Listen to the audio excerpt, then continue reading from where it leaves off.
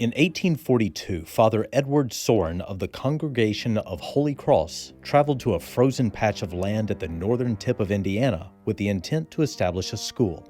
After years of scratching together a small student body from the brutal winter landscape, Sorin then watched helplessly as a fire burned his fledgling creation to the ground. Undeterred, he declared that the fire was simply a sign that he had not dreamed big enough, and immediately commenced to a much grander rebuilding effort. In addition to Sorin's own determination, the school's ability to endure was rooted in the involvement and strength of the Catholic Church. The addition of unparalleled academic standards quickly earned Sorin's school a reputation as a premier destination for secondary education.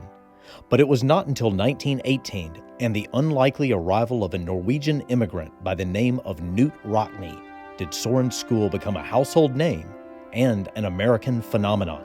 A scant 10 years after Sorin began his efforts to build the University of Notre Dame, a remarkably similar scenario began to unfold in Jackson, Mississippi, this time led by the Sisters of Mercy and the formation of St. Joseph's Catholic School.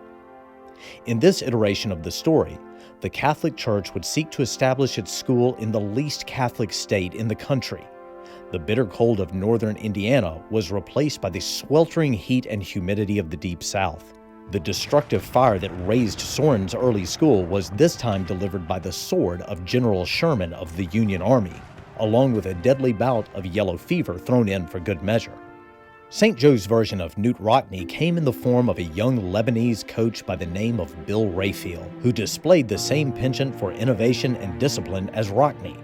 Similar to his Fighting Irish counterpart, Raphael also chose to establish St. Joe's gridiron excellence and notoriety by playing games outside its immediate geographic footprint and by challenging larger schools. These efforts culminated in 1972 when St. Joe toppled the Goliath of Mississippi high school football in what is widely considered the greatest football upset in the history of the state.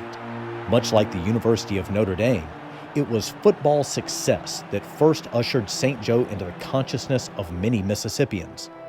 But gridiron victories coupled with rigorous academic standards and a deep devotion to faith is what solidified this school as a torchbearer of educational excellence in Mississippi.